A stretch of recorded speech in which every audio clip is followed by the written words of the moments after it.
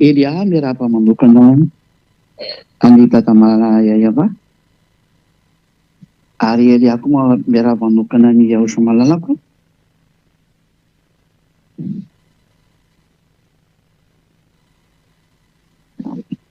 Ary ho an'izay mendrika manonona ny fitahiana sy ny fiadahana ary ny fahasoavana sy ny fahasambaranao amin'ny Joshua dia ho aminareo izy izany tenin'ny Joshua izany, izany tenin'ny Elia izany.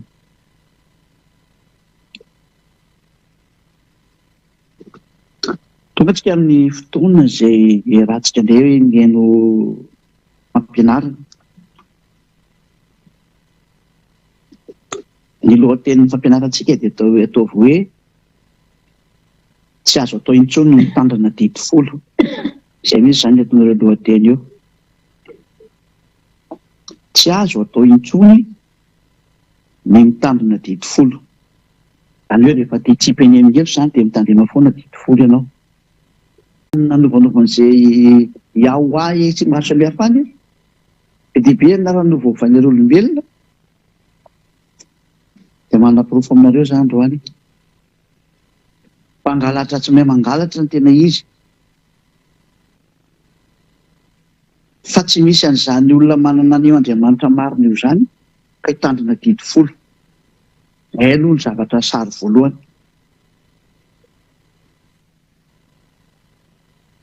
Fa ny tena marina aloha izany amin'ilay horazaina amintsika dia ity ny teny voalohany fa tsy mbola ilay sary voalohany teny teo fa ity ny teny voalohany. Ny olona izany izay mpanota dia tsy misy Andriamanitra mihaino azy izany.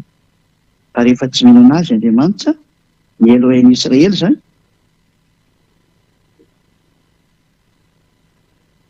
dia volony miresaka sy mifandray ny olona iny dikan'izay. Satria ny lalàna dia milaza mihitsy hoe ny mpanota dia avy any amin'ny devoly. Dia rehetra mpanota izy dia avy any amin'ny devoly satria ny devoly tena nanota hatramin'ny voalohany. Izao raha vakiantsika aloha izay fanombohana izay araka ny bokin'ny Jaona voalohany. Jaona voalohany toko fahatelo andininy fahavalo. Jaona voalohany toko fahatelo andininy fahavalo. Saka nareo misy hoe iza izany mikokoka izany fa mivadiko izany. Mety akaiky mantsy sady manaraka an'ilay teny izy amin'ilay hoe iny andreny mety namitoro teny rehefa sendra mifanina mitoro teny dia efa eto izy eto akaiky izy.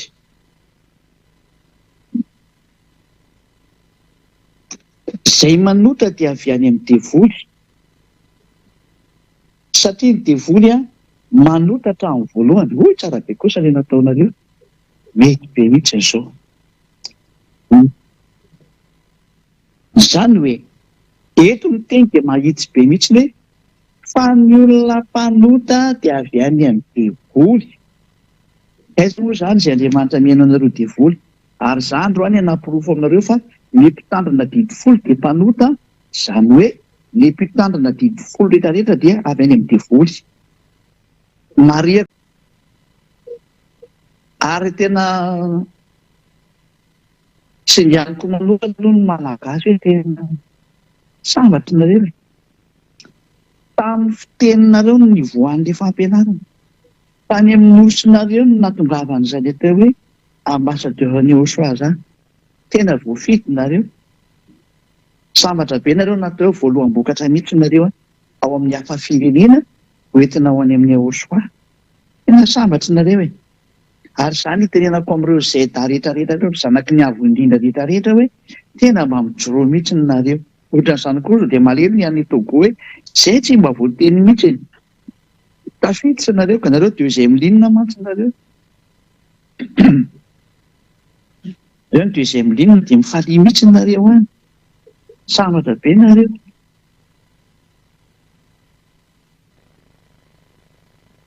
Tena mifalia daholo fa todika manokana amin'ilay nosy voafity ahy. Tena sambatra nareo. Dia moa maro anisa izao amin'ity fanjakana masina ity. Hoe miaina ao anatin'izany hoe tsy manota intsony izany. satria ny mpanota ndraika avy any amin'ny devoly izay rehetra manota dia avy any amin'ny devoly dia izay na tonga ny eo samy teny hoe ianareo avy any amin'ny devoly rainareo a ka zay tiany rainareo atao no ataonareo zay. Jaona toko 9 Jaona 8 43 44 jereva sika zay teny zay. Jaona 8 43 44 nahoana moa tsy azonareo ny teniko satria tsy mahay mihaino ny teniko ianareo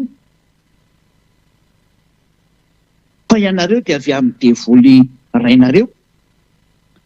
Aiza sitraky ny rainareo ny tianareo atao izy dia mpamono olona hatramin'ny taloha tsy mba mitoetra amin'ny marina izy satria tsy misy marina aminy zay.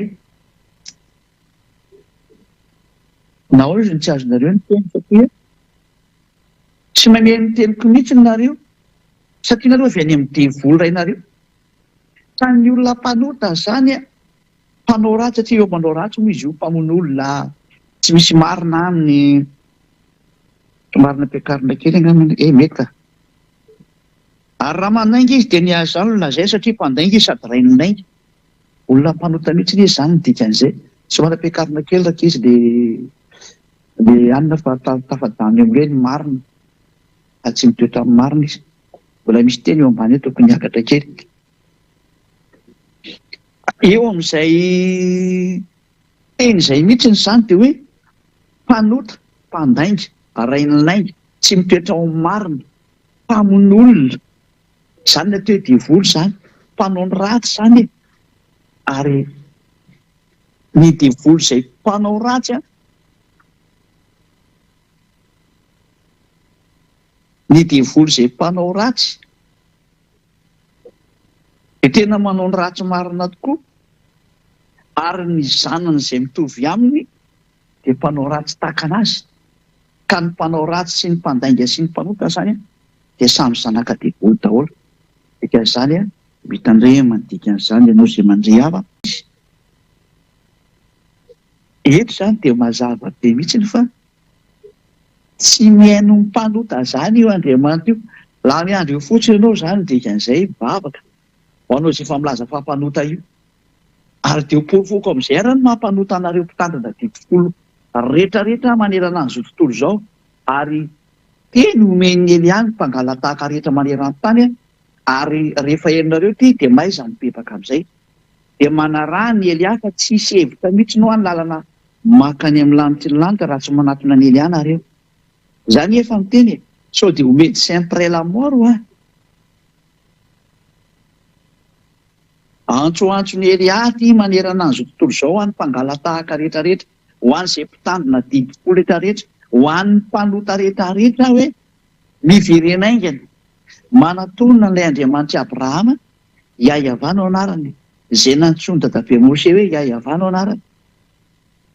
Aty tena mazava be ity satria aty amin'ny faritry ny tatsinanana zany ny veny ny W tena toroiny hoe ve mihitsy ary be na be ray amin'izay foana. Aty izany vao teny hita mihitsy hoe ty W ty tena ve mihitsy fa zareo tandrefanareo no manovan'izy ho. Fa raha ty amin'ny faritry ny atsinanana ty a tena ve mihitsy ny anonany zareo an'izany W zany fa tsy ho ve na be. Fa ve moa tena fiantsoany zareo anazy foana zany. Ary izay no tena napetraka ny anarana hoe ianarana moa tsy hoe zareo nametaka anazy fa fanamporofona aminareo fotsiny ty tena hoe Iaiava. Parenthèse kely iny. Satria ty zao raha miteny hoe working dia working, working ozy zareo. Ary raha miteny zareo hoe wife dia wife ozy zareo. Fa ianao miteny hoe wife amin'izareo izany zavatsafa ny andraisany azy izany. Dia moa parenthèse kely izay. Eto izany tsika dia mahita mihitsy ny hoe tsy mihaino ny mpanota io Andriamanitra io. Lavitra anazy enge izany. Ary izay ilay voalaza ao amin'ny Jaona ny hoe raha mitady an'Andriamanitra izany ireo dia mitady hevitra ny tsy ho lasa mpanota. Mitady hevitra ny tsy ho lasa mpanota ary atany mitady an'Andriamanitra. Raha zatra fiangonana tsisy mahafaka ny fahotana dia lozika be amin'izay samy mifanohy ny adalàna io. Zava-doza amina tambo mihitsy ange miseho amin'izao e. Fa samy tonga sainy, samy tonga saintsika. Ahoana zany ny ahafahany ely amin'ny laza fa tena mpanota anareo mitandrina 10. Izao arany. Hainareo tsara mihitsy ny faniravan'ny dada Iavay 10 sy lanamose io tamin'ny alalan'ny nanam-piteny ny fisoronana. Raha vao nipiteny dada Iavay ny fisoronana dia rava ny 10 ny dikan'izay. Zay aloha zany ny filazana voalohany hoe rava ny 10. Mahatonga ny lohateny hoe tsy azo atao intsony mitandrina 10. Ny antony hoe tsy azo atao intsony mitandrina 10 satria rava ilay izy. Ary izay ny porofolon'ny Elia eto androany. Fa izay mitandrina 10 rehetrarehetra dia efa omany ny bagazy. Mampalahelo fa ilay bagazy teniko amin'izany ilay fanahinao zany nitsipy any amin'ny elo. Mampalahelo ilay fanahy tokony vonjena lasa atsipinao any amin'ny elo. Tena mba mandiny reto a. Ory olombelona, tena mba aza vonona ilay fanahy e. Aleo ilay fanahy mba ho velona amin'izay fa be izay nampijalianao anazy izay. Nentinao tany amin'ny Andriamanitra tsy izy, nataonao nilomano tao fahomana, nataonao ny natao anatin'ny faharatsiana mampirangona, izay. Mba heno ilay fitarenan'ilay fanahy ry olona. Dia mbola ny fitiavanao tena ihany ve ny amoronao ilay fanahinao? Nefa io nge ilay miaina mandrakizay, io ilay tsy mety maty, fa ianao nge lasa vovoka e. Dia ilay fanahy tokony velona mandrakizay ve atsipinao any amin'ny eny? Baza dia tia tena ireo olona. Aza dia tia tena ianao. Omany ilay fanahy mba teo vonjena. Fa tsy rarahinao mihitsy e. Maninona ianao dia manao anazy ohatran'izao?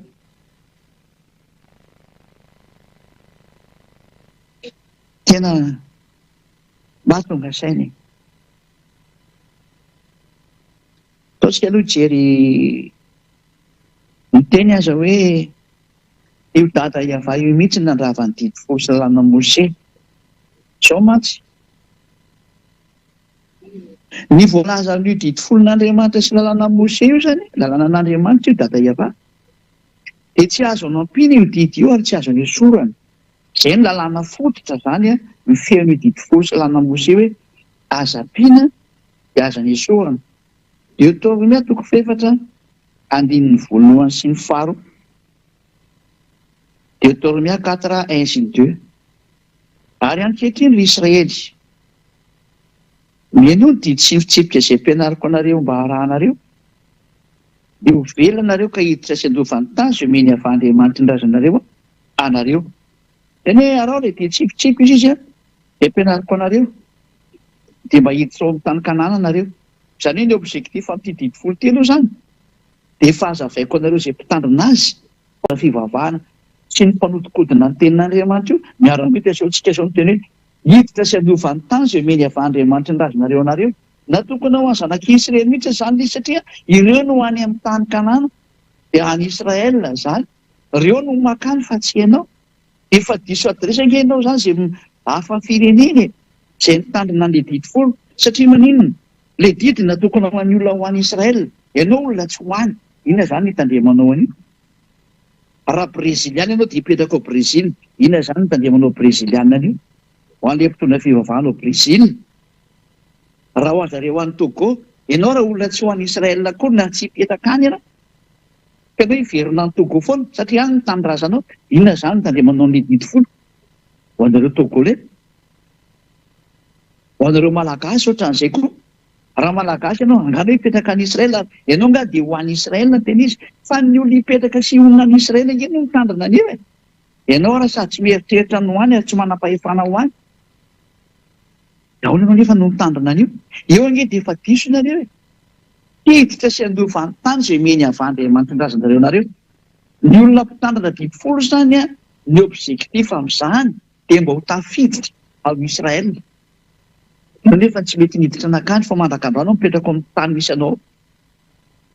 Anao Amerikanina, ianao Anglisy, ianao Frantsay, ianao Alemaina, ianao nizanizy, ianao zany, itenenako an'izany teny izany hoe ahoana ianao amin'io sary io, ianao indiana, ianao japonais,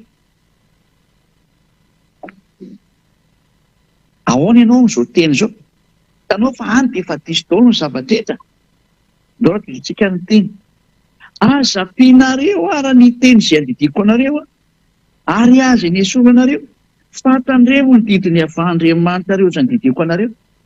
Ity didin'Andriamanitra didy fosilana Mose ity izany dia efa namoahana didy hoe aza ampianareo dia aza ny esoranareo tsy aza atao mihitsy ny zany manampy an'io ary tsy aza atao mihitsy ny manaisotra an'io fa tena lalàna mihitsy ny zany.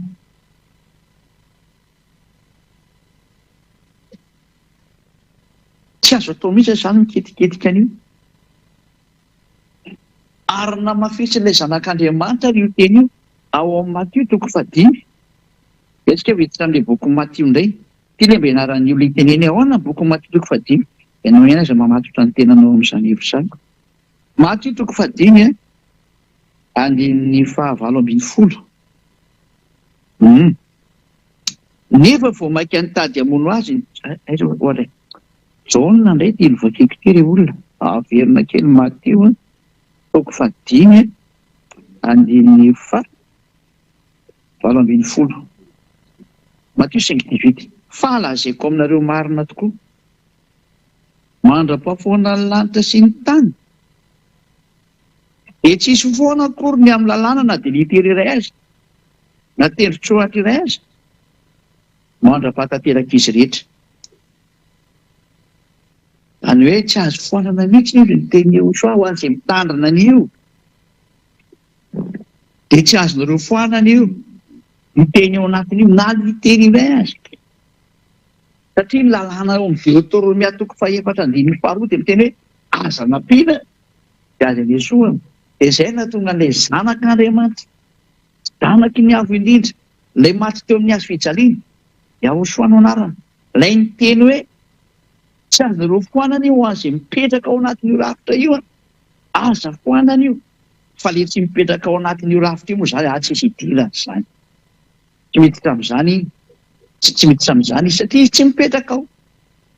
Ho an'ireo olona izay milaza fa mitandrina an'io didy fosilana Mose io le voadidy ianao amin'ny tenin'ilay zanaky ny avo indrindra hoe tsy azonao foanana na litera tsotra iray na tendrotsotra iray, litera iray na tendrotsotra iray zany tsy azonao foanana.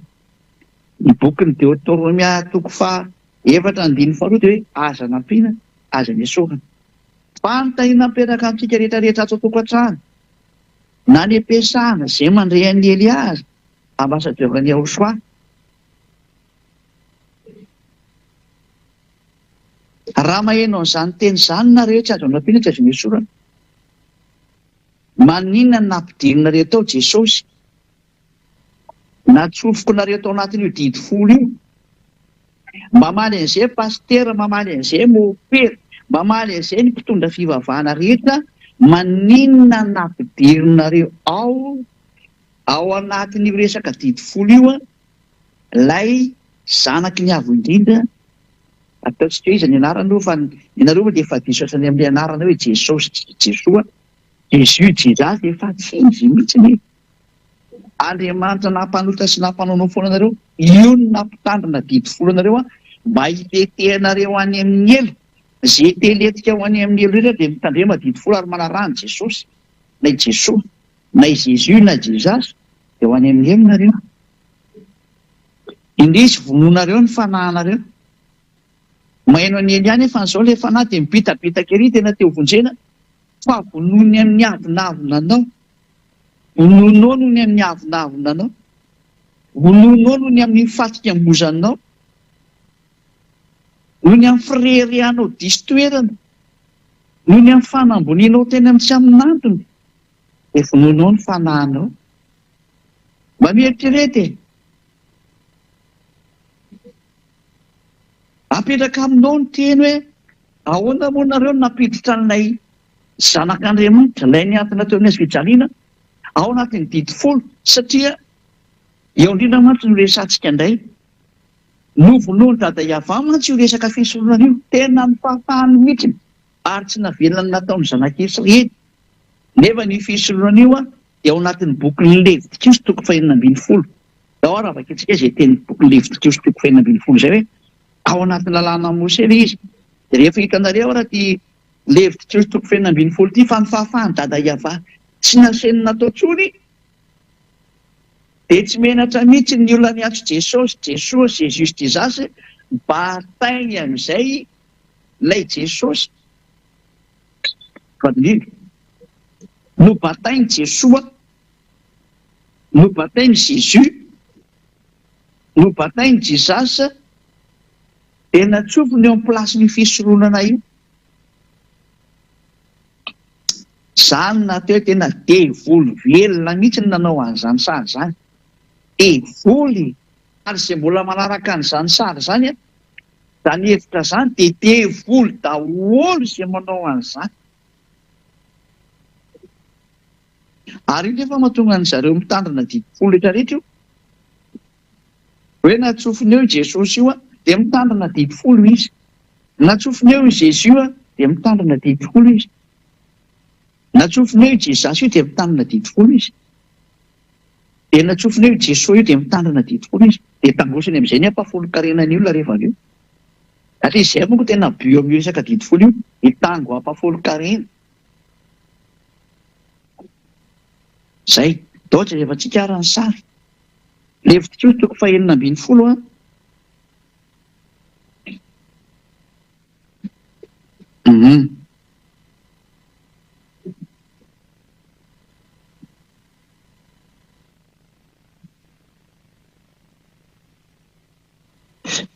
Levitikos toko 2:12 andininy 5. Noketsa antsika nijery. Ary ny fiangonan'ny zanak'Israely, Levitikos toko 2:12 manoko ny andininy 5 dia ho teneniko eto le andininy rehefa avy eo. Ary ny fiangonan'ny zanak'Israely dia handraisan'ny osy lahy roa atao fanatitra noniota sy ondry lahy iray atao fanatitra dorana. Eto izany le hoe maka ondry dia osy izany. Dia andininy 9 dia ampanatony Arona ara ny vatosombolahy izay atao fanatitra noniota ho an'ny tenany, ka dia anao fanavotana ho an'ny tenany sy ny ankonany izy. Ary dia alainy koa ny osy lahy roa ka apetrany eo anatrehan'ny ava eo alohana varavarany tamin'ilay fihaonana. Zay dia misy toromarika be dia be moa ny atao ao zany amin'ireto omby vatosombolahy, osy lahy ary ondry lahy zany, satria moa lahy daholo ny anaovana andreo. Zay dia mitany hoe osy lahy, omby lahy tsy maro samihafa zany. Dia vakitsy amin'izay ary rika hatramin'ny andininy 5 zany. Andingana be tsika zany.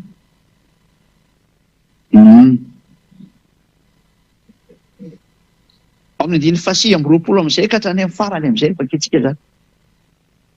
20 ka hatrany amin'ny farany. Ary izao no lalàna mandrakizay ho anareo amin'ny andro 10 amin'ny volana 17 dia aoka ampahorin'ny tenanareo nareo ka tsy hanao raharaha akory nareo na ny tompon-tany na ny vahiny eo aminareo amin'ity andro 10 amin'ny volana 17 ity zany. Izany hoe le 10e jour du 7e mois. Zay ny izany. Fa amin'izany andro izany andininy 30 no anaovana fanavotana ho anareo hanadiovana anareo ka hadio afaka amin'ny fahotanareo rehetra eo anatrehan'ny avay anareo. Zay. Ity andro 10 amin'ny volana 17 ity zany dia fanadiovana ny zanak'Israely mba hoe mba tsy manota intsony izany izy efa amin'ny vaninandro ihany. Mba fanafahana ny fahotana hono io. Zay le sary zay. Dia meny dada Iava amin'izay ny teny ao amin'ny andininy 4:30 Levitikos 16:34 ho lalàna mandrakizay ho anareo ary izany hanaovana fanavotana ho an'ny zanak'Israely indray mandeha isa-taona hahafahany amin'ny fahotany rehetra indray mandeha isa-taona zany anaovana an'io fanafahana amin'ny fahotana. I le hoe fisoronana io a le fanalana amin'ny fahotana. Io Levitikos 4:12 io. Ary mahambony an'io toko sy andininy io fisoronana io satria io ny manala amin'ny fahotana. Ka raha ianao hiaraka amin'izany Andriamanitra marina zany a, ianao tsy misy fahotana ny mety aminy. Ka ny mahambony an'ity Levitikos 4:12 ity, le fanesorana ny fahotana indray mandeha isa-taona, dia satria io ny lalàna mampadio ny olona tamin'ny Israelianina zany. Mahatonga ny Israelianina afaka hiaraka amin'io Andriamanitra io indray mandeha isa-taona. Zany ny mahambony indrindra ny fisoronana raha tsy hainareo rehetrarehetra. Tsy ambony zany sabata zany fa ngany sabata mahatonga anao hiavana amin'Andriamanitra. Raha dikainao raha sabata dia eo anao sy ny tranonao rehefa tsisy fisoronana eo.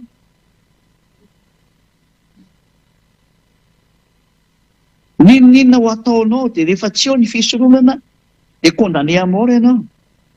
Satria ny lalàna ny fisoronana ny manala ny fahotanao indray mandeha isa-taona amin'ny fanaterana an'ilay raha eo anatrehan'ny dada Iava. Ka rehefa tsy misy izany fisoronana izany dia tsy misy ny fanafananao amin'ny fahotana. Ka rehefa tsy misy ny fanafananao amin'ny fahotana dia tafasaraka amin'io Andriamanitra io ianao ka ho any amin'ny helo ny dikan'izay rehefa maty. Tanzeny ilay izy fa tsy ny sabata zany no ambony. Izay no tonga ny apôstôly Paoly miteny hoe fototry ny lalàna ny fisoronana. Hebreo 7 vakitsika amin'ny teny frantsay. Hebreo 7 amin'ny baiboly frantsay indray no makitsika anazy. Hebreo 7 eto misy an'izany Hebreo zany ato. Hebreo 7 eo amin'ny 10 io angamba izay manomboka. Zay. Hebreo 7:11. Hebreo 7:11 amin'ny teny frantsay. Afaka avoakanareo amin'ny teny gasy koa fa tsy maninona aloha izy. Si donc la purification avait été possible par le sacerdoce lévitique. Raha ohatra no izy ka ny fahatanterahana dia azo niraisina tamin'ny alalan'ny fisoronan'ny Levy. Dikan'io zany raha tena dika amin'ny teny gasy mahitsy be sy tena milamina be mihitsy. Car c'est sur ce sacerdoce que repose la loi donnée au peuple. Satria tamin'ny alalan'izany fisoronana izany no matory, zany hoe matory eo amboniny zany, miankina izy zany ny atao ambany fototra izy zany dikan'izay. Matory eo ambonin'ny fisoronana lalàna. Zany hoe ny fisoronana zany fototra ny dikan'izay. Dia se repozy eo ambonin'ity fototra ity ny lalàna maro samihafa amin'izay. Ka ny fototra zany na ny base zany na ny fondation dia ny sacerdoce lévitique. Zany hoe ny fisoronana zany ny fototry ny lalàna ny dikan'izay. Fa eritreretinareo moa zany fa raha vao ny fototra mihitsy zany miala menjerana eny trano e. Raha ava daholo anie ny zavatra hita eo ambonin'io fototra io rehefa miala ny fototra e. Eritreretinareo raha manahita an'ireny zavatra tifirina reny ka hoe rava ny fototra fa handeha menjera anie ny trano e. Any amin'ny faritry ny Ukraine any tena be an'izany.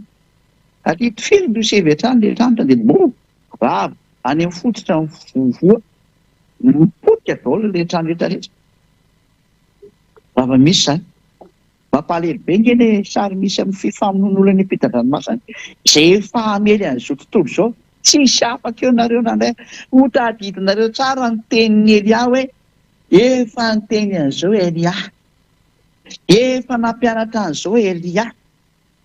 Dia hitodika amin'izay ny fanahinareo, za tsy niteny ianao tsony fa ny fanahinao no hitodika hoe naninona ianao raha mba niainao ny Elia nefa dia hitanao tsara ny publicité nataony tany aminao tany, ny fandefasana ny fampianarana ho en'ny sofinao na aparity tany manerana an'izao tontolo izao ny fampianarana. Fa ny avinavy ianao tsy mba nentina ny ray na nambany ianao heverinao fa olombelona mitovy aminao zany Elia zany dia nambanianao sy ny tenenao zao rehetra izao ho tadidinao tsara. matony izany Elia zany teny hoe tsy manota intsony izay miaraka aminy, miaraka amin'ilay Andriamanitra lehibe indrindra izy a, namorona n'izao tontolo izao a, le Dieu des dieux qui a créé tous les dieux. Ouais, avy loatra zany dadako zany, iavano anarany, ary izy no naniraka ny Elia, ary izay tafaraka ny Elia tsisy nanota intsony. Ohatra izy antsika teny azy, eto zany tsika dia mahita mihitsy hoe ny fototry ny didy folo sy lalàna Mosesy zany, lalàna Mosesy dia ny fisoronana ilay toko fahaenina ambin'ny folo, ilay manala ny fahotan'ny zanak'Israely indray mandeha isan-taona, saingy tsy tiany dada Iavaly izy, tsy tiany intsony. Ary any amin'izay ny Israelianina satria nampitandrina foana dada Iavaly, ajanononareo ny fahadalanareo. Manao ny adalàna zanak'Israely dia avy eo nefa izy manao fisoronana. Ajanononareo adalanareo ny fanoherana anahy io, fa tsy mety amiko ireo sy dada Iavaly. Manao ihany izy dia manao ilay fisoronana izy rehefa avy eo dia mandeha isan-taona, dia ohatrany hoe milamina foana satria ko lalàna mipetraka tokoa moa izy, nararotiny rehetra mihitsy n'ilay zavatra, ary lasa fanao mihitsy ny hafaran'izy. Tsy zaka ny dada Iavaly intsony nahita an'ilay sary fa tezitra amin'izay satria lasa fankasianana azy mihitsy izy, nandraisany fanapa-kevitra amin'izay a, no ravany fisoronana eo. Izy amin'ny persona no nanravany voalohany indrindra, ka raha voarava ny fisoronana nataony dada Iavaly rava, izy tena no nanravana azy, dia rava ny didy folo sy lalàna Mosesy iray manontolo. Izy no nandrava azy. Valy teny rehetrarehetra mihitsy ny hoe ny dada ny venona metaka anazy, dia ny zanany venona nandrava azy, dia didy folo zany resantsika io. Dia manome valy teny mihitsy anao mihitsy ny androany hoe ny dadany mihitsy no nandrava azy dia namafisy ny zanany teo amin'ny azy fijaliana. Teny marina. Confirmation ny azy fijaliana io. Daholo afaka itsikara ny tenin'Andriamanitra mikasika any amin'izay. Ao amin'ny bokin'ny Isaia, toko fahaenina amby enimpolo andininy faha telo. Isaia 66:3.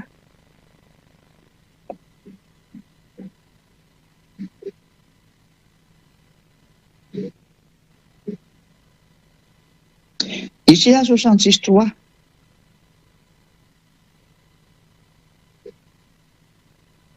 Izay mamono omby dia ohatra ny mamono olona. Zay aloha izay anankiray izay. Ozy ianao hoe resaka mamono omby nge zany e. Zao ary, tozatsika ary. Izay mamono ondry atao fanatitra dia ohatra mamolaka vozona alika. Ona indray ny teninao amin'io ary. Resaka mamono omby fotsiny ve mamono omby fotsiny ve ty resaka sisa tena tonga ny fanatitra amin'izay ilay izy. Fanatitra ny resahany eto. Mitovy amin'ny mamolaka vozona alika io ianao rehefa mitondra fanatitra ondry. Ka dia miteny an'irety mpanatitra ondry rehetrarehetra manao fanatitra toy hoe mitovy amin'ny mamolaka vozona alika ianareo. Dikan'izany tena fanompo-tsampy mahatsiravina ataon'ireo mpitondra fanatitra ondry lava isaka manao zavatra toy, inona ny mpanao ody ratsy rehetrarehetra mandefa nytony ondry tony eny amin'ny toerana misy izay andehanany any reto, mba mieritreretra e. Fa mitovy amin'ny mamolaka vozona alika nareo izay soratra masina. Ozy ny tenin'ny Andriamanitra lehibe, miavo indrindra, le trop puissant, l'éternel, Yahweh. Ary izay manatitra fanatitra hohanina dia ohatra manatitra rakisoa. Izay rehetra manao fanatitra rehetrarehetra ozy ny tenin'Andriamanitra dia mitovy amin'ny manatitra rakisoa, nefa ilay kisoa fady mihitsy raha ny didy folo ny resany hoe aza mikitikitika an'ireny nareo ozy ny dada Iavaly, izany hoe mihinana an'ireny. Nefa dia mitovy amin'ny manatitra rakisoa ianao. Zava-doza anie izany e. Zava-doza anie izany e. Tsy mety sonengeny efa natitra e. Ary izay mandoro didika azo manontofo no fanatim-pahatsiarovana dia ohatra misaotra ny sampy. Izay rehetra mombany amin'ity fanatitra ity izany ninona ho ataonao dia lazainy dada Iavaly mihitsy hoe mitovy amin'ny manompo sampy, mitovy amin'ny mamolaka vozona alika, mitovy amin'ny mamono olona, mitovy amin'ny manatitra rakisoa. Eo dada Iavaly no nilaza mazava tamin'ny alalany tamina misy fa tsy mety ampitrony ny fitandremana ny didy folo sy lalàna Mose satria niravako mihitsy ny fisoroana izay fototry ny lalàna. Ka raha rava ny didy folo mopera sy pastera, ino ny tiana ataonao reo? Inona indray no valinareo an'ity? Inona indray no mety zavatra hoetriretin'ny sainareo? Fa mazava be ty sady mbola ho teneninareo indray ilay vahoaka ao aminareo hoe tsy raisina ohatran'izany ny tenin'Andriamanitra. Dia ory vahoaka izay mivavaka any amin'izany toerana izany mametraka anareo vendrana mihitsy io mpitondra fivavahana io. Sahala hoe olona tsy mba mahay mikomprendre, tsy mamaky teninareo fa jamba ny tena marina. Klasy an'ireo mpitondra fivavahana ireo fa jamba mihitsy nareo ary tsisy saina intsony. Fa mametrareta daholo izay mamandray ahy. Zara moa ianao mpitondra fivavahana io ke mbola vonjiny iny ahy. Zay nye mbola tsy nanakatona varavarana taminao e. Mbola miteny anao aho za vonjeo ny fananao rehefa mbola tia monjy ianao. Fa rehefa tsy tia monjy ianao dia adalanao sy izay te hiaraka aminao. Mazava be ny teny miara-mamaky tsika io, miara-mijery anie tsika rehetra rehetra hoe manerana an'izao tontolo izao miara-mijery daholo. Ary ny toko sy andininy efa amin'ny fiteny samy manana ny fiteny daholo zao. Amin'ny teny gasy, amin'ny teny français, amin'ny teny anglisy, amin'ny teny chinois. Ary mbola ho avy indray ny teny hafa rehefa tsy kelikely aloha. Zavatra maro izany. Mazava be ny teny eto fa dada hiavahana mihitsy ny nanapotika an'ilay didy folo sy lalàna Mose satria ny lalàna dia milaza mihitsy ny tareo aza nampiana dia aza niesoana. Nefa izy mihitsy eto nandrava azy. Ka iza zany nandravan'izy voalohany? Dia dada hiavahana nandrava azy voalohany. Ary rehefa niravany dia tsy azo dokotena intsony. Tsy hoe ianao indray nitolotolona andeha hampiditra zavatra hafa aho. Iza nampanaonao an'izany? Fa nga tsy tavoamasinao ilay hoe aza nampiana dia aza niesoana. Nangefa kitsika andeha mandeha averina iny toko sy andinina ankizy. Dia alika hatramin'ilay Deutéronomie toko faefatra dia andeha ny faharoa. Hoe versika vakiana kely. Deutéronomie 4:2. Aza ampianareo ny teny izay andidiko anareo ary aza niesoranareo fantandremo ny didiny avandriamanitra reo izay andidiko anareo. Tena io ilay teny io. Ay, dia mbola tsy tonga saina ihany penaka. Hoe tsy azo ampiana nge io didy folo sy lalàna Mose io e. Tsy azo anatsofohana n'izany zanak'Andriamanitra zany mihitsy ady nandika lalàna ary namafisy ilay zanak'Andriamanitra indray hoe Matthieu toko 5. Averina ilay Matthieu toko 5 hoe io teny io ilay namafisy natao Matthieu toko 5 hoe aza ampianareo izy teny eo soa. Ny teny eo fa tsisy fonako ny amin'ny lalàna literaly ho an'izay mitandrina azy. Ho an'izay mitandrina azy so nareo miteny hoe ary ianao nefa ny ahoana ianao izay anga mitandrina an'io. Tsy mitandrina an'io. Zatra fantatra nefa fa zatra fa niravany dadanay dia izany andeha hitsofoka ao. Raha tsy olona tsy misaina, tsy misaina no mbola mitsofoka ao ihany. Izay no tonga namiteny izay mandre ahy hoe mba misaina amin'izay e. Meko aloha nge ilay fampianarana io e. Jereo nge ilay teny e. Fitiavana anao izao. Jereo ny famonoana nataon'ny mpitondra fivavahana anao. Fitaona ianao izay ny vonoana. Fitaonan'Andriamanitra mbola tsy maty fa mbola naheno any Elia anao izao. Miverena amin'izay mijery, verena amin'izay mihaino. Jereo ty adalàna nanjoanareo ty e. Nataonao. Nuk efa kitsika ilay teny eo soa e. Falazaiko aminareo marina dia marina tokoa. Mandra-pahafoana ny lanitra sy ny tany dia tsisy ho foana akory ny amin'ny lalàna. Na dia litera na tendrotsoatra iray aza mandra-pahatanteraka izy rehetra. Dia mandra-pahatanteraka izy rehetra dia mbola mafisika tsara rehefa kelikely eo satria hiditra amin'izay hoe niravan'ilay zany anie didy folo io e. Niravany tsaratsara mihitsy. Ko ny dadany nandrava azy voalohany ko namoa tsy mafisy eo miazo fijaliana. Izay ilay hoe tsy mety mipetraka mihitsy ny lalàna ny eo soa raha tsy ravy didy folo io. Fa manjary misy double constitution. Ndraiky constitution didy folo dia ndraiky constitution Yahosoa, lalàna ny Yahosoa dia tsy mety io.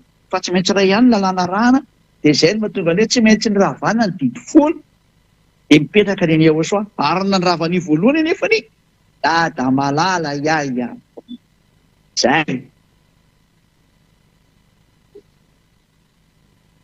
Izay ny zava-marina, izay ny zava-misy. Izy izina ny ravany voalohany indrindra. Eny antsika amin'izay le teny teo araka ny bokin'ny Isaia, averina amin'izay le sarrak'iza. Isaia 66:3. Vetsika amin'izay le teny ery hoe zay mamono omby dia ohatra ny mamono olona, zay mamono ondry atao fanaty dia ohatra mamolaka vozona rika, zay manatitra fanatitra hoana dia ohatra manatitra rakisoa, zay mandolo ditika-azo manimpofony ho fanatram-patsiarova dia ohatra misaotra ny sampy. Eny tahaka ny fidianany reniny aleny sy ny fahalian'ny fanahy tany fahavetavetany. Io zany atezerany dada Eva ty miteny ity. Dia tahaka izany kosa no hifidianako ny fampahoriana azy sy andatsahako ny fahatahorany ho aminy, satria ny antso aho fa tsy nisy namaly, ny teny aho fa tsisy netiny aino, mpananao izay ratsy teo masoko izy ary ny tsisitrako mihitsy no ny fidiny. Ay. Ezitra mihitsy ny dada Eva. Ravany amin'izay ny fisorohana. Rehefa rava ny fisorohana, inona nataondray faharoan'izay? Nopoteny amin'izay ny tempolon'ny Jerosalema. Izay ny fanaporofona fa tsy azon'ireo atao intsony ny fisorohana. Irany amin'izay ny Nebokadnezara mpanjaka nandorony ny tempolon'ny Jerosalema. Araka ny bokin'ny Jeremia 52, mitohy amin'izay hoe ny tantara. Maty Isaia, hiditra tseratra indray Jeremia 52, eo amin'ny andininy fahafimitra.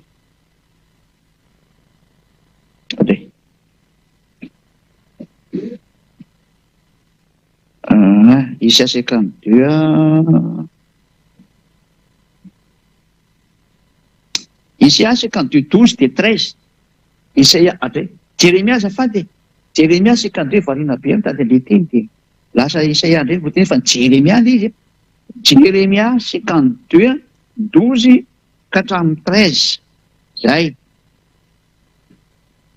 Ka hatramin'ny 14 mihitsy ny zany. Zay mihitsy ny vakitsika zany. Hoe ty ary nataony dada Eva teny amin'izay ny tanàna ny Jerosalema, dorina hatrany amin'ny tempoly rava, tsisy mipetraka intsony zany rehetra zany.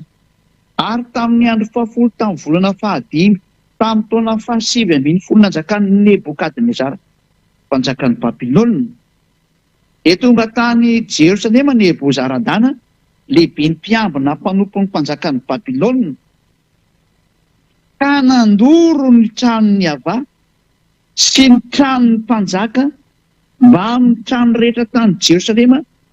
Ny trano lehibe rehetra dia nidorana tamin'ny afo avokoa, ary ny manda rehetra manodidina ny Jerosalema dia noravany miaramila ny kaldiana rehetra izay nanaraka ny lehibe ny mpiambina.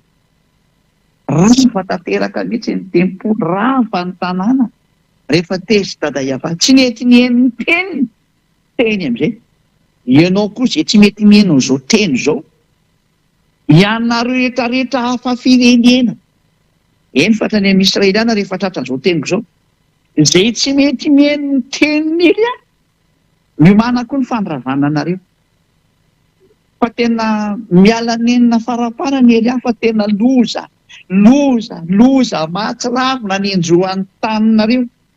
Mbola tazomina fotsiny ny loza tsy hikapoka aminareo amin'izao ritenenako izao, fa tena mihaja mba miteny angely aho hafanenina foaka izay, fa dia tsy zakanareo intsony lehibe ny andeha amin'ity taninareo ty, tsy zaka ny lohanareo, fa tena ho avy amin'izay le teny hoe hiazakazaka anareo ka hivimbena hitady ny tenin'Andriamanitra. Zay tsy fanirikanina fa ny etaeta hitady hanina ary etaeta hisotro rano, fa faniriana hitady ny teny Ava fa tsy ahitanareo. Ho tonga aminareo daholo izany teny rehetrarehetra zany. Indrisy ry olombelona, raha mba nainihaino an'izao teny izao nenareo. Saingy tsy rarahinareo mihitsy le teny, ary ambanianareo zany Elia zany. Tsy vakinareo aloha mihitsy zany ambazadiovanao samy nitondra nareo any amin'ny marina zany. Fa fanaratsiana foana ny tao anatin'ny lohanareo noho ny amin'ny fialonanareo. Tena eny na mieritrereta ihany raha mbola misy saina mbola afaka mieritreritra. Zay. fa fitiavana zao menanao zao fa tsy famonoana akory fa fitiavana ny te-hamonjy ianao fa rehefa tsy mety moanao dia izay zany dia tatazo ny fiafarany ainao endraso tsara eo tadidinao daholo zao sary rehetra nantenena zao ho averina aminao daholo ny sary rehetra mialohan'ny ialanao aina dia atao miverina aminao daholo ny teny rehetrarehetra heninao dia tapitra zay tapitra ny ainao dia miditra fitsarana ianao dia izay ihany no averina atao sary aminao zay efa mandoranao zahatra menanao ny fitsarana ny mpitondra fivavahanao anao tsy mahay an'izany izy amin'ity tany ity tsy mahay an'izany fa Elia mahalala an'izany satria lehibe ny mpitsarana eo Elia lehibe ny mpitsara ny fanahinao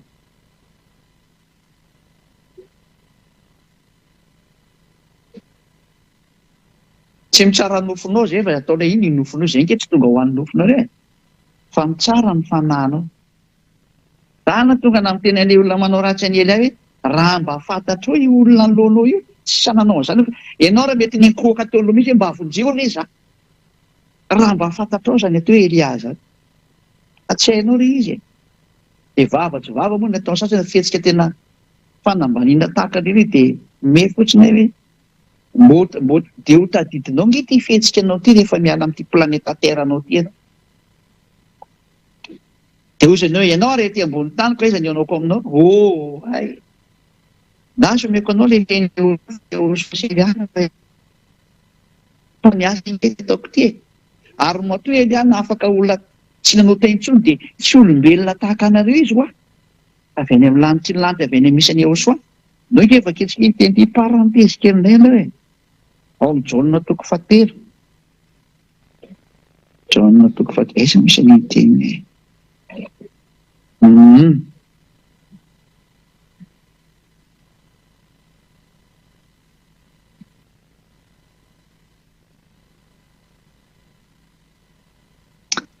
Jaona 3:13 Jaona 3:13 toko 7:17 ary tsy nisy niakatra ho any an-danitra any amin'ny lanitra zany afa-tsy ilay midina avy tany an-danitra dia ny zanak'olona sy any an-danitra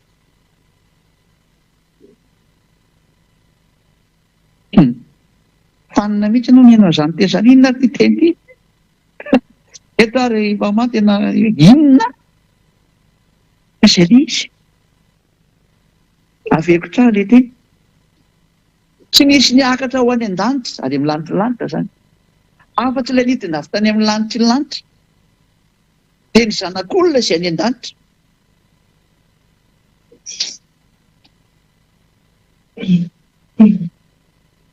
dikan'izany teny izany dia io Ahosoa ety an-tany io any an-danitra izy amin'io fotoana io misy double personnalité dikan'izany ny ilo amin'ny lanitra ny lanitra ny Ahosoa sy Elia manana an'izany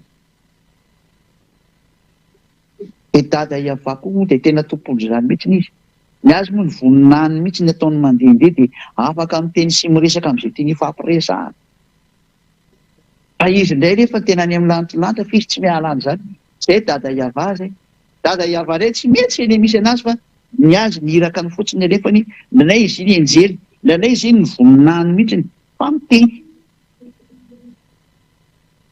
zay na hoe double personnalité dia Ahosoa koatra an'izay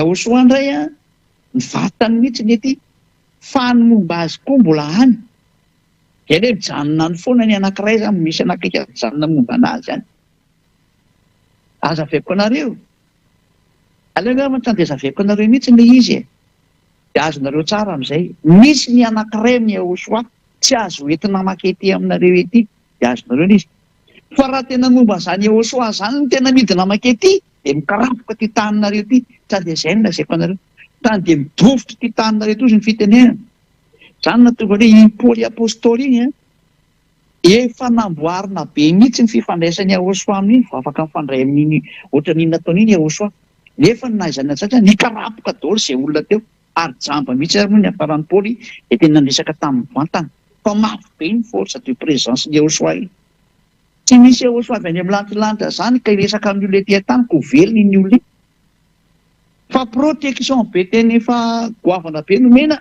ary be dehibe ny zany efa esorona any amin'ny vatany Jehosoa ho afaka mifandray ohatran'ireny izy satria zany Jehosoa zany a Jehosoa égale force destructrice,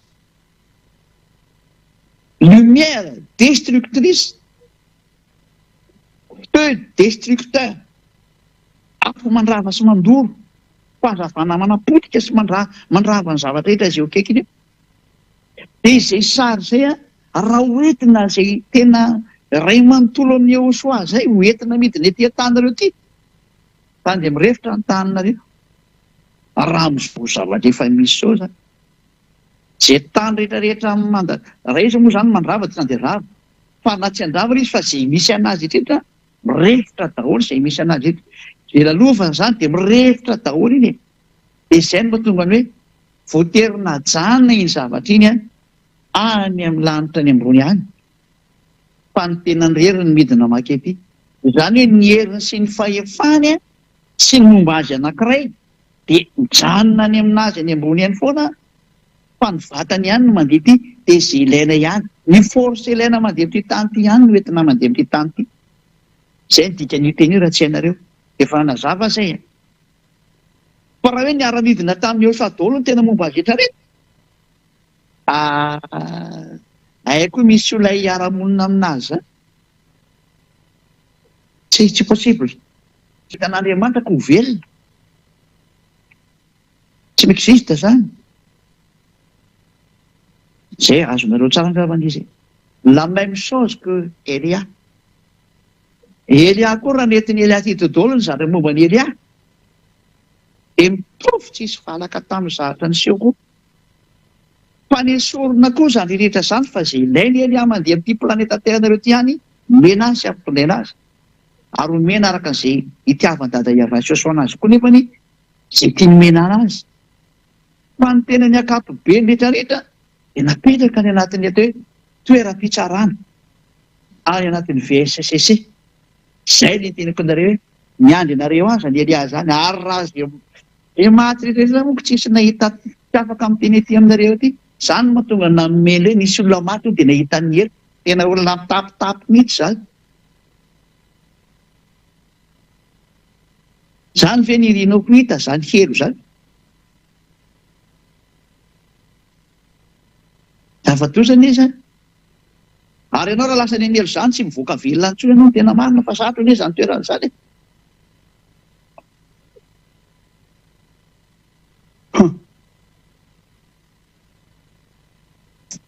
Fa Elia indray tena mahay manavitra fanahy Elia. Tena fahefany Elia zany. Mahay manavitra fanahy Elia.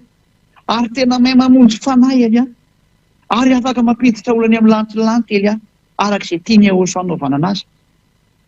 Fa Jehosoa manao an'iny araka mibaiko ny Jehosoa dia mandeha ho azy amin'ny Elia izy. Ary raha misy tena zavatra mba iren'ny Elia koa dia ekeny Jehosoa zany. Ny apôstôly ary moa manana fahefany hoe izay ampidirina aty dia tafiditra, izay tsy ampidirina aty dia tsy tafiditra. Maika be fa zany Elia zany. Zany na teo hoe fitiavany Jehosoa daholo zany. Fa zany Elia zany dia mitovy amin'io Jehosoa io.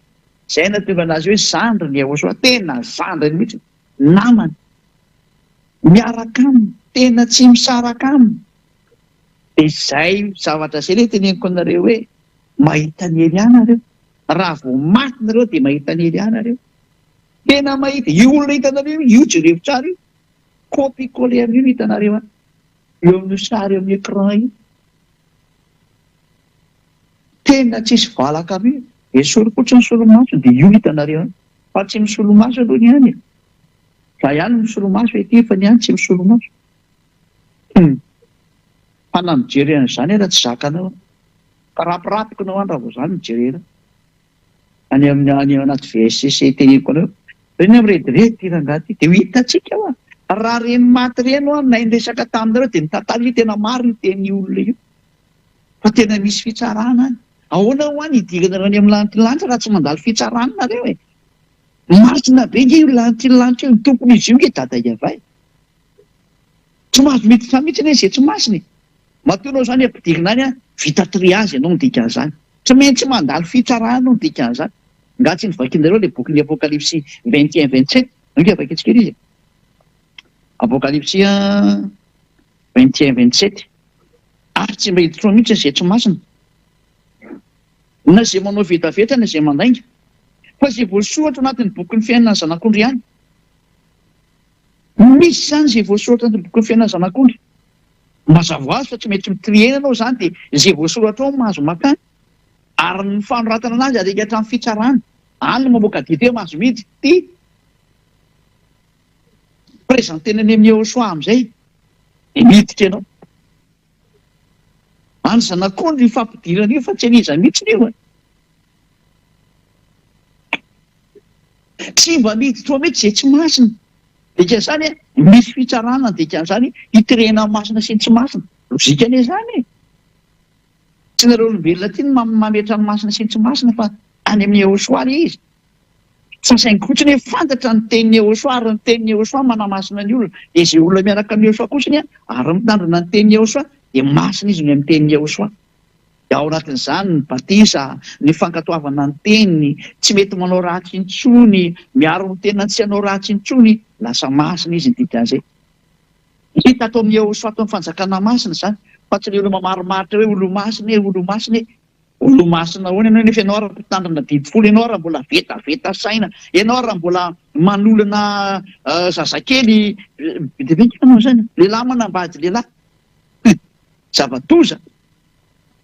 Aza maniditra amin'izany. Fa ato amin'ny Yehosoa kosany tena tsy manoty intsony eo amin'ny Yehosoa.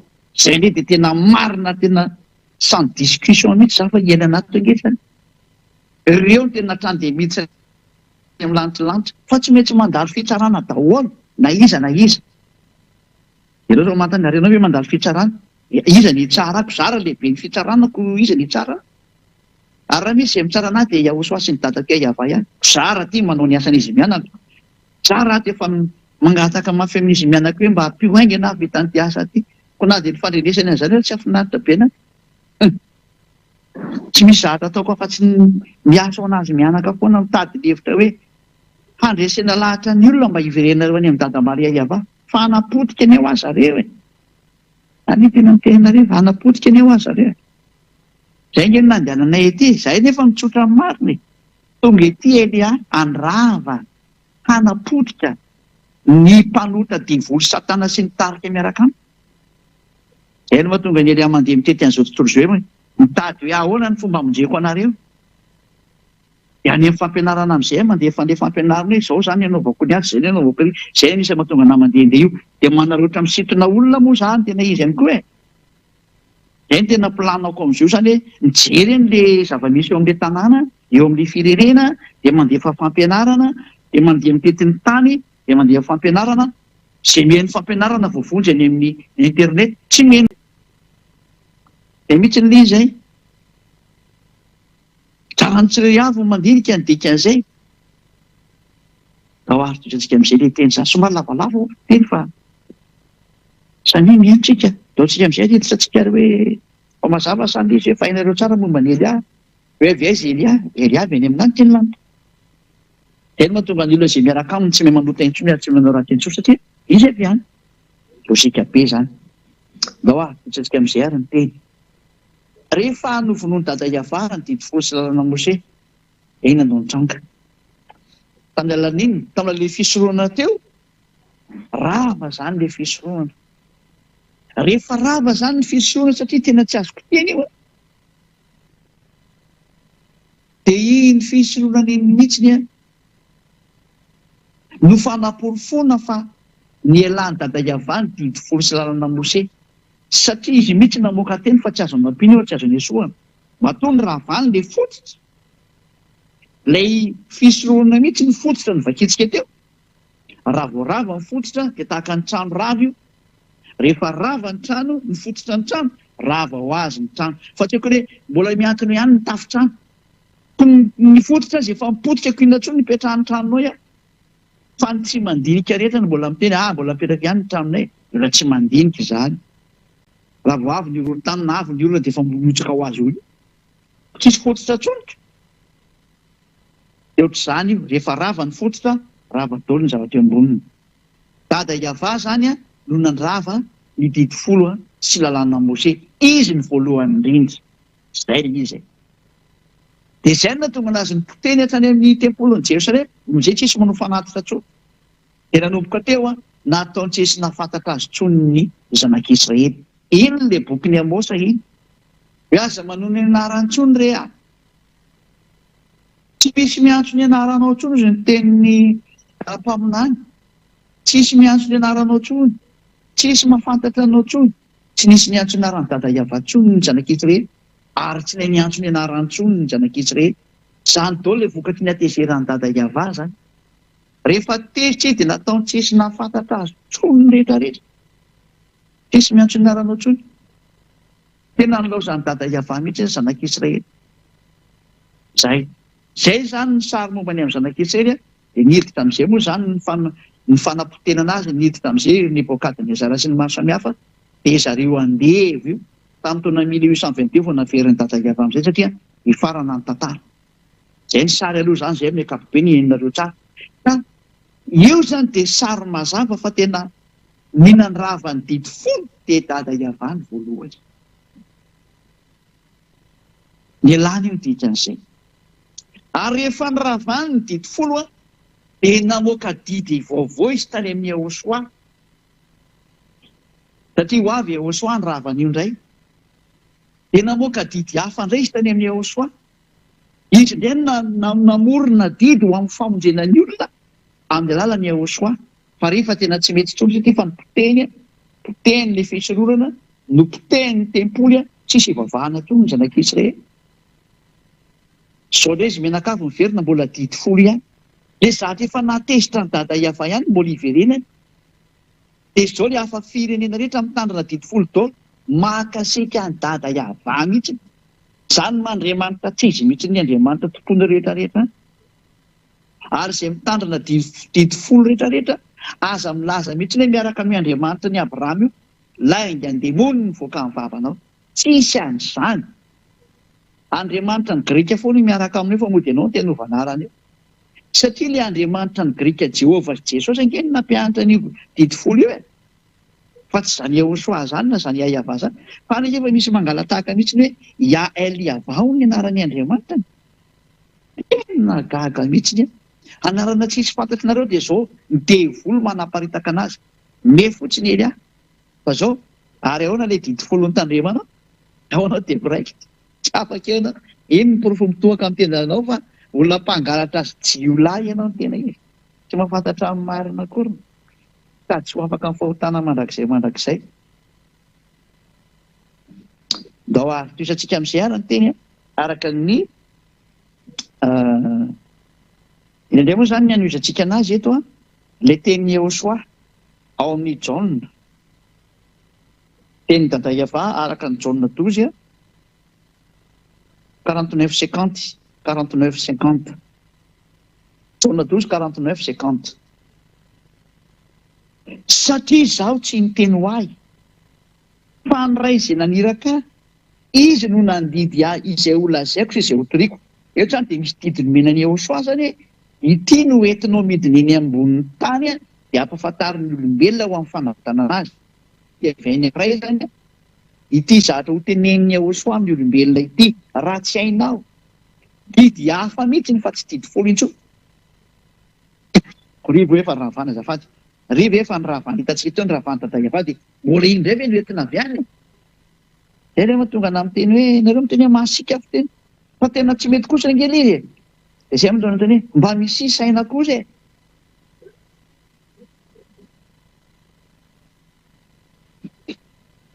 Fa ny ray izy naniraka ao izy no nandidy aho izay ho lazaiko sy izay ho toriko. Any misy didy zany no menan'ny Ahosoa nasain'ny dada Iava ho lazainy ary ho toriana ety ambonin'ny tany. Mazava fa tsy didy folo ilay izy ny dikan'izay fa hafa mihitsy. Satria ilay didy folo efa nipoteny dada Iava tany ny fisororana ao ohatran'ny ny batana zavatra ohatran'izay. Fa jereo iny ilay tsy matahotra an'Andriamanitra rehetra nalain'ilay fisororana dia ilay sorony dia napetrany eo amin'ny plasin'ilay fisororana hono ilay zanak'Andriamanitra. Jereo mahadevoly be an'ilay saina. tsy haina avy any amin'ny diabola iny zany e fandikan-dalàna ary zany no mampanotan'ireo mpitandrina didifolo ireo mpanota tsy mendrika ka io izy mitandrina didifolo io mihitsy no mahatonga an'azy ankoatra le Andriamanitra diso ary zany no prova diso mihitsy le Jesosy Jesoa sy Jehova Jésus Jesus sy ny maro samihafa satria mampandika lalàna mihitsy le izy ireo eny mampitandrina didifolo io dia amin'izay le mpangala tahaka rehetra mbola mitandrina didifolo ihany fa modiny vavany fotsiny miantso Jehosoa tena mampiomehy mihitsy eny hoe mpangalatra tsy nenangalatra ao rehefa tena tonga ny tompony dia mianana amin'izay ny mpangalatra rehetra rehetra koa izay lazaiko ary andasiko hoe andiny fahadimampolo ary fantatro fa fiainana mandrakizay ny didiny izany hoe ty didiny menray ity zany fiainana mandrakizay izany hoe Yahosoa ty zany le zanak'Andriamanitra tena marina dia mitondra didy indray izy zany didy omenany olona hotoriana amin'ny olona zavatra mbola hotoriana zavatra mbola holazaina fa tsy rehefa nananany Israelianina teo hatramin'izay ka raha za rehefa nananana ve mbola hotoriana e raha zavatra efa nisy ve dia mbola holazaina e ka tsy manany ihany kosa ve zany fa raha zavatra mbola hotoriana ary mbola holazaina dia zavatra hafa mihitsy ny izy le olona mba misokatra ho any saina fa efa andro farany ity ho farana tantaranareo dia mbola tsy tonga saina ihany ve no izay mandriana ho tokantrano io hoe ny zahatra hoentin'ny Jehosoa amin'ity didy ity iny e dia zahatra mbola vao holazaina zany hoe tsy mitovy amin'ny didifolo izy dika izay hotoriana zavatra hafa mihitsy ny dikan'izany e ary hoy ny teniny ary fantatro fa fiainana mandrakizay ny didiny tena ity didy ity izay hoentin'ny Jehosoa ity tena fiainana mandrakizay izy ity ka le didiny Jehosoa moa dia tsy mahay manota sy manao ratsy intsony ary parfait perfect zay ary zay lazaiko dia lazaiko araka an'izay lazainay tampoka zany hoe nisy discussion zany nisy didy zany hoe eny amin'ny dadany no zarainy tamin'izany eny dia ty hoentinao any hamonjenao ny olona zay io resaka io inona zao no dirany didifolo amin'izany raha zavatra didifolo hoe dia mbola ho ampahafantarina io zanany io izy mianaka zavatra efa mahafantatra ny zavatra ny fanaovana tamin'ny zanak'Israely mbola ho ampianarina ny zanany ve le sa mba mieritrerety hanao an'izany io Israeliana io ary hitanareo tsara Rosia fa miaraka amin'ny Iraniana io e lovaka itsika ny ten'Andriamanitra mikasika any amin'izay ao izay tsy mino dia mba mino rehefa miseho ty zavatra ity nefa ny soatara loatra Esaia toko 7:20 Esaia 28:15 angambany izay Esaia 28:15 28:14 aloha e 14 dia ny 15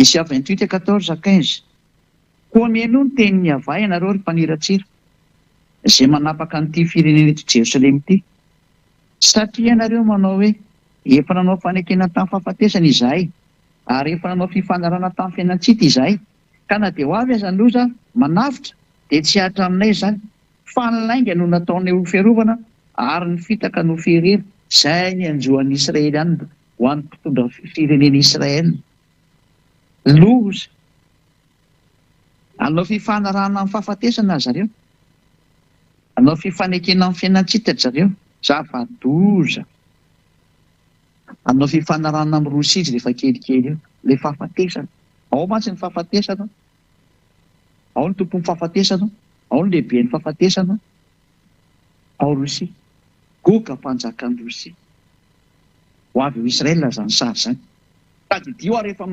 miazakazaka Israel iny mitomany an'ny Rosia hoe hifanaraka amin'ny Rosia sy maro samihafa dia tady ifanao an'izay izy teo aloha ho mafisiny amin'izay io rehefa kelikely eo mebe fotsiny rehefa anatina ny Rosia izy ilay taminy hoe mba hiavana amin'ny Rosia hono izy ilay tamin'indray mandeha mampimebe no tisantsika amin'izay le teny inona ary nataony Jehosoa nataony Jehosoa raha ny didifolo sy lalàna Mose ny confirme izy ny fametrahana ty didy hoentiny ity dia miteny teo amin'ny azy fijaliana ny didifolo sy lalàna Mose lovaka itsika Efesianina 2:15 tany dia lasitsika miazakazaka iny amin'izay mba tsy taraiky intsony Efesianina 2:15 fakitsika mianarany Ahosoa voninahitra ny Dadamala Iavana. Efesanina 2:14 sy ny 15. Fa izy no fihavanantsika izay nahiraintsika roa tota ka nandrava ny hevitry ny fisarahana.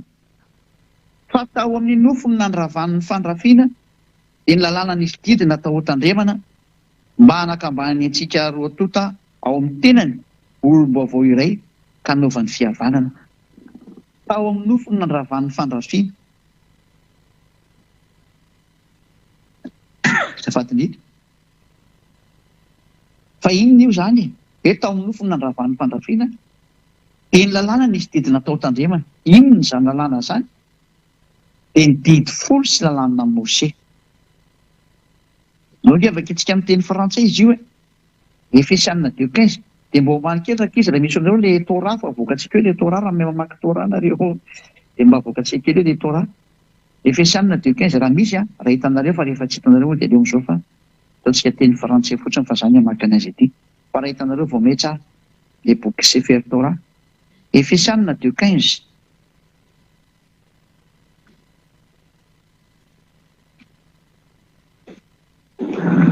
Efesianina 2:15.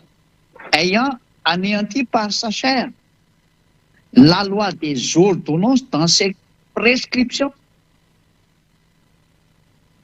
Rehefa noravany teny mihitsy ny tao nofony zany la loi des ordonnances dans ses prescriptions, ny lalàna ny didy rehetrarehetra miaraka amin'ny fitsipika rehetrarehetra. Mazava be zany teny frantsay fa tena rava ny didy folo sy lalàna Mose. Baiboly katolika romana io vakiokio amin'ny teny frantsay. Rava ny didy folo, rava ny lalàna Mose. Dia andao indray tsika hamaky amin'ny baiboly tsy misy any aminareo any fa mety aty amin'aty any na mbolanao rehefatsika manaraka Efesianina 2:15 amin'ny baiboly jiosy indray ity Sefer Torah ny jiosy amin'ny testamenta vaovao.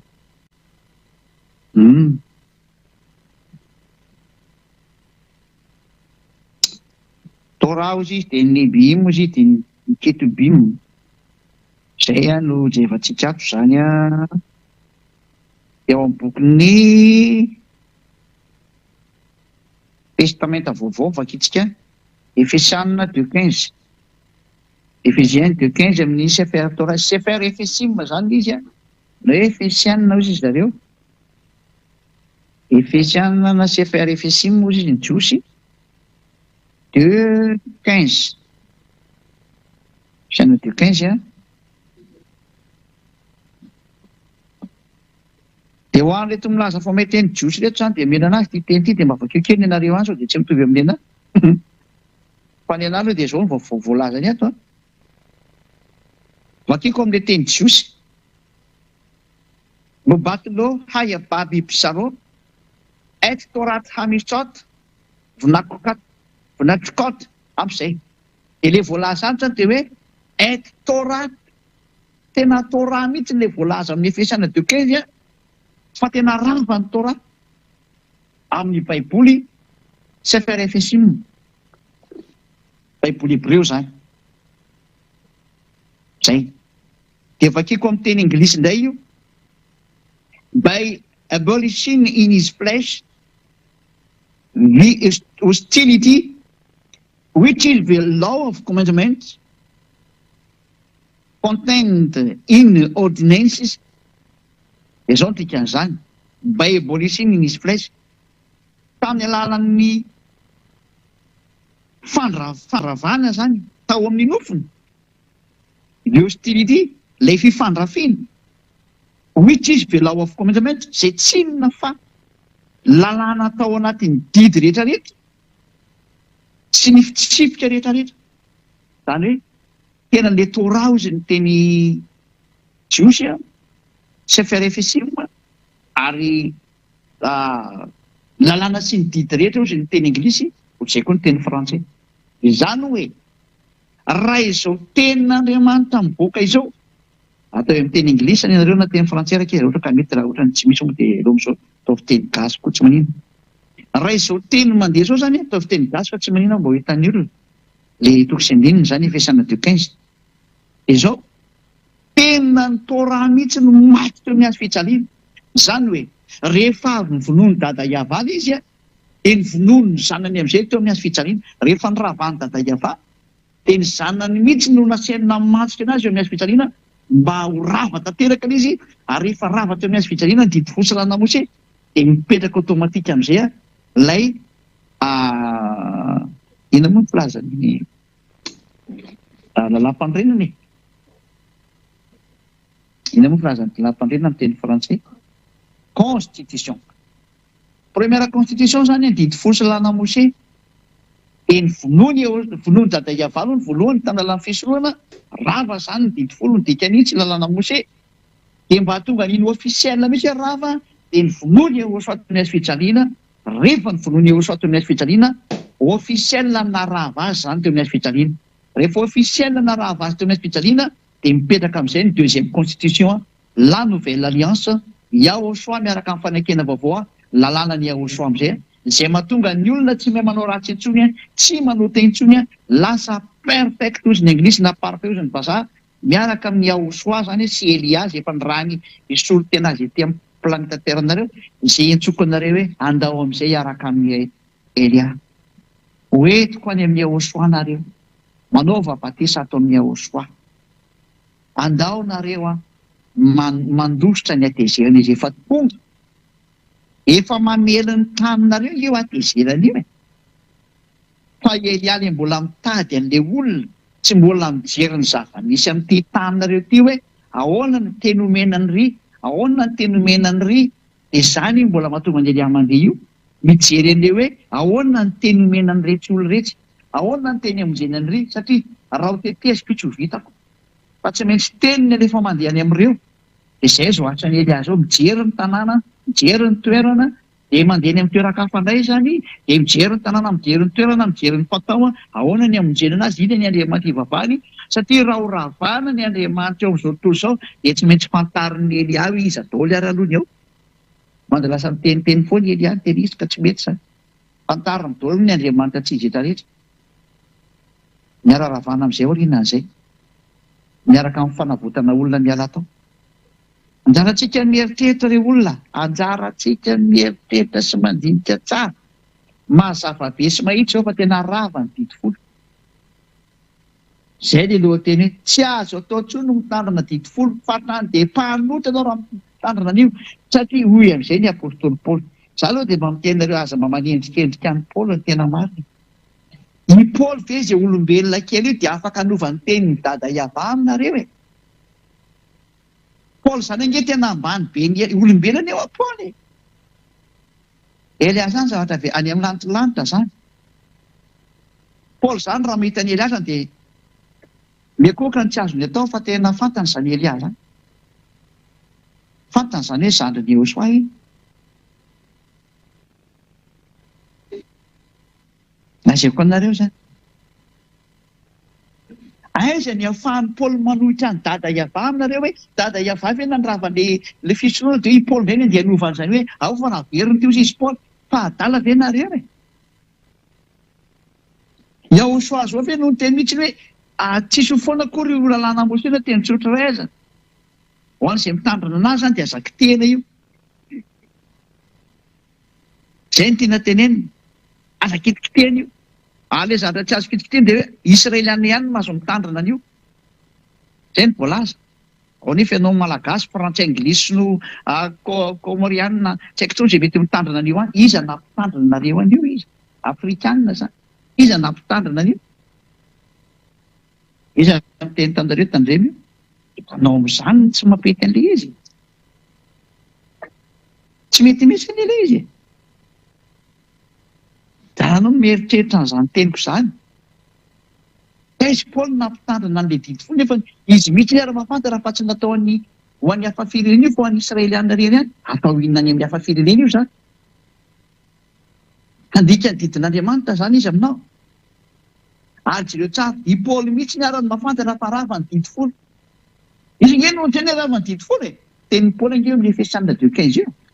dia ny Paoly ka i Paoly indray ve zany dia amerina ilay didy folo tandremanao nefa izy mahafantatra fa niravany dada Iava mihitsiny io ary izy mihitsiny ary nampitondray ny Yehosoa teny hoe lazao fa tena ravo ito amin'ny azy fijaliana teny Yehosoa io navoaka io baiko ny Yehosoa tao amin'ny vavany io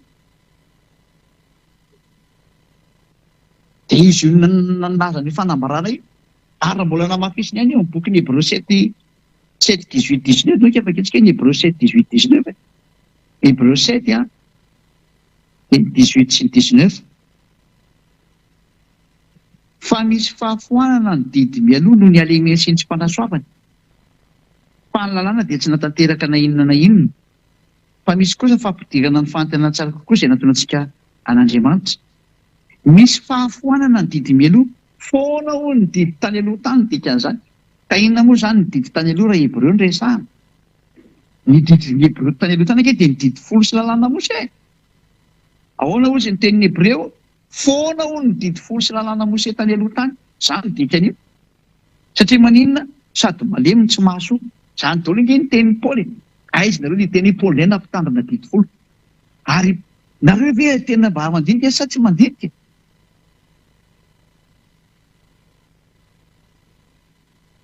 dada Iava mihitsy ny ary venona ny ravana azy ka mbola izy ve zany mbola ampitandrina an'io indray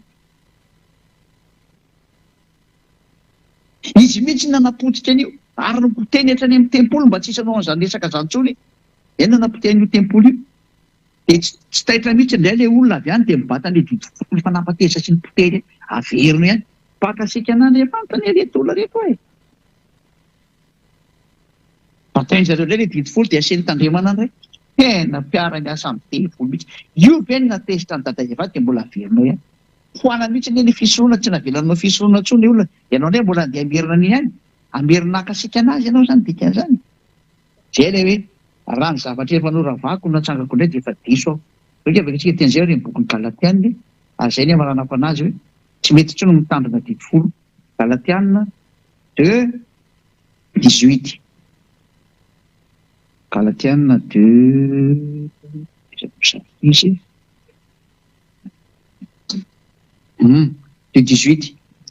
fa raha ny zavatra efa noravako no atsangako indray dia mampiseho ny tenako fa diso aho dada Iava efa nandravan'ilay didy folo sy lalàna mose nandravan'ilay fisoroana ka raha dada Iava zany mamerina an'io dia tsy mety satria izy ihany nefa nampiteny ny apôstôly hoe tsy mety mamerina an'io dia ny apôstôly indray fe nareo na dia amerina ny didy folo indray ho arahana nefa hoe ny raha ny zavatra izy ary nampianatra hoe raha ny zavatra efa niravana no atsangana dia diso izay manao an'izay ary tsy nisy dada Iava namerina an'io izany Yahosoa ny nandravana eto amin'ny azy fijaliana dada Iava ny nandrava azy voalohany dia nikonfirme ny Yahosoa aiza moa izany ny apôstôly olona izay indray hoe ny apôstôly mihitsy ary namerina an'ity izay apôstôly namerina didy folo nitsipy any amin'ny elo daholo izy rehetrarehetra fa tsy ny apôstôlinay aty amin'ny Yahosoa aloha izany efa ny apôstôlinareo any izany samy manana ny apôstôliny amin'izay izany manomboka eo fa ny apôstôly tena izy dia izay miaraka amin'ny Eliasy Yahosoa sy dada Maria Iava dia tsisy mandika ny tenin'io dada Iava io hatramin'ny voaloka hatramin'ny farany manaraka ny fitsipika daholo fa rehefa dada Iava ny nandrava dia tsisy mikitika intsony hatramin'ny farany izay natonga hoe Yahosoa nge nampitondraina teny hafa mihitsy satria efa niravana indrindra teo e izy tompony ary ve tsy afantatra an'izany izay zany ny teny fa dia mirazo antsika samy taina soa matoka afa voarainareo daholo ny fampianarana ho tonga saina daholo amin'izay hiala tany amin'ny toeram-pahafatesana io fa tsy hipetraka intsony ampy izay ve izay famonoan'olona nataon'ny mpitondra fivavahana izay mba tonga sainareo hiperina daholo amin'izay ny fahamarinana inona ny fahamarinana manaraha ny dada Maria Iava manaraha ny Yahosoa ary manaraha ny Eliasy raha ny dada Iava sy Yahosoa ankehitriny hoentiko any aminy ho anareo ireo ny fampianarana enonareo izay ny fahamarinana manaraha ny Elia raha Iava no Andriamanitra manaraha ny Elia nareo dia manarahana any dikan'izay fa reo Andriamanitra tsy izy ireo mbola izay nareo fa Andriamanitra dia mimana ny fandorana izay family anareo endry mahita ny lozaka mery entala mandrosoka vo miraso antsika samy tainao soa ary ivavaka tata Maria Iava voninahitaonao mandrakizay. Fa io izao teny izao tena hitondra soa sy fahasoavanao asitra miaina. Io izao teny izao tena famonjena sy fanafotanao asitra mandria. Vonjeo ny olona dadamala iavao. Vonjeo ny olona ary afao ny olona. Izao teny fiainana ny mena izao ne mba ho tafapetaka ao amin'ny fony sy ny sainy mba hibebaka izy ka ho sitrana. Mamalia vavaka dadamala iavao. Ary ampio mandrakariva Eliazy ny rano. Avita soma tsara ny asako izay nampanaovinao anazy ho voninahitry masina mandrakariva. Vonjeo ny olona dadamala iavao. Vonjeo izay maniry no any aminao, ho any amin'ny lanitra. Ary anaranao Iahofanao izany vavaka rehetra izany. Halleluja. Amen. Dia miraha soa tsiketra samy teny soa, ho amin'ny fiarahantsika ao amin'ny rapitro dia veloma daholo aza.